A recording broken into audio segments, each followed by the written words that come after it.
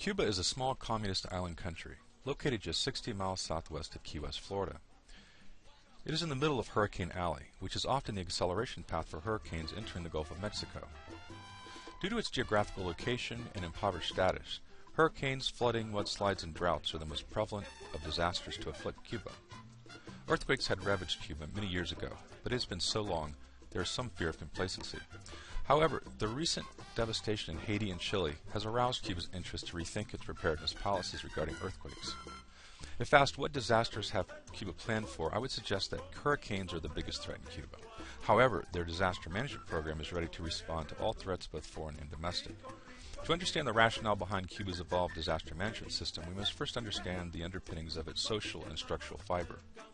The National Defense Law states that its military doctrine is focused on the prevention of war by proper preparation.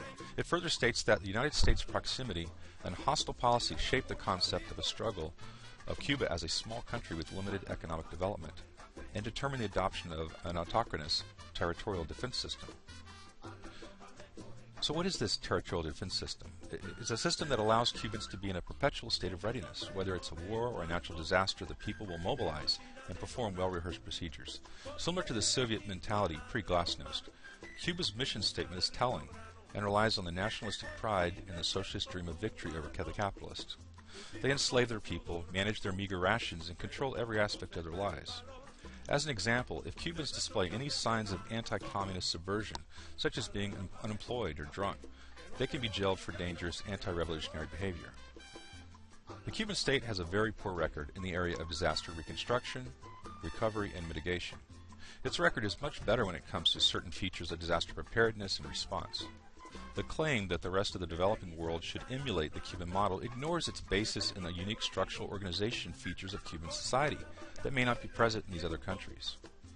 What Cuba has is a type of integrated warning system composed of an effective meteorological agency, a powerful civil defense agency, a state-run mass media, and a number of other state mass organizations that cooperate effectively in responding to the demands created by severe storms. Rather than copying this system, the real question is how to effectively coordinate these generic parts of the system of disaster response without adopting the highly centralized and authoritarian features of Cuba's political and social life that generate a number of other vulnerabilities. The fascinating thing about Cuba is that their disaster management program is a well-honed system that encompasses an entire civilization. The socialist principles, with minimalist and top-down thought processes, command a bottom-up response consistent with their socialist beliefs. According to Shute and Silkwood, there are three philosophical benefits of this autocratic society. First of all, the level of preparedness necessary to affirm that all Cubans are aware of risk and abide by established protocol. Secondly, the assurance of property protection and the security this provides. Finally, the level of importance placed on humanity, which greatly surpasses the value of property. Disaster management is organized from the top down, but enacted from the bottom up in a controlled and rehearsed effective manner. This, of course, is due to its unique control of society. From education to two-day drills involving everybody, typically the milling process is usually kept to a minimum, due to the fact that the government's infiltration into the lives of the everyday citizens is profound. This sinister benefit is perhaps the secret to Cuba's success with disaster. Rumors are minimal and inconsequential, as the local political leaders have complete authority and rehearsed updates. The established norm is mandated as the resilient veteran society works together harmoniously. Cuba's legal framework is one of its keys to assets in risk reduction.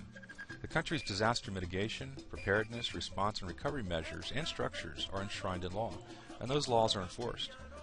The Cuban people are controlled and managed through a social structure that is rife with state-created organizations like the Committees for Defense of Revolution, the Federation of Women, etc. That all is incorporated into the daily lives of its citizens. Risk and vulnerability studies are broken down into three categories: natural, sanitary, and technological. All data is collected in a standardized way and distributed to the territorial and national authorities. The Cuban alert system issues a warning 72 hours before a storm approaches. This mentally prepares the population. Evacuations begin within 48 hours of impact. Special attention is paid to the elderly, handicapped, and pregnant women. Children are sent home from school, and last-minute harvestable items are gathered. 24 hours before the strike, all areas are evacuated and shelters are stocked with medicine and subsistence supplies. Additionally, these centers are staffed with doctors and nurses, and even delivery capabilities for expecting mothers. Personal items are carefully logged and accounted for. The government guarantees the replacement of loss of damaged property, so there's no worry of looters or villains taking possessions. Pets and animals are tended to as well. Cubans are well educated relative to the expectations of their government. After the hurricane is passed, the government performs a damage assessment and material damages are repaired or replaced. Disasters have provided a way for Cuba to shine amidst its criticisms for being a totalitarian state. It is with a sense of nationalistic pride which the Cuban people can cling to as a corrupt, self-serving government acclaims its disaster management program as evidence that socialism works. Perhaps it does, or at least it unifies an enslaved public who are already incredibly connected. Disasters and promise of encouragement resulting in disasters are strong superficial motivators. Regardless of the reasons, their system is strong. Disaster provides a resilient, educated population who truly believe they can sustain a direct attack from an invader, whether by man or Mother Nature. This is in direct line with their justification of a controlled environment. Cuban authorities claim that this is proof that their model is correct. One thing they have achieved is to mobilize an immediate response from the moment a disaster strikes by the civil society. This amazing decrease in response time has profound effects on expectations and real results. While Cuba's record relative to response and preparedness are fantastic, remember its recovery, mitigation, and reconstruction efforts are dismal at best.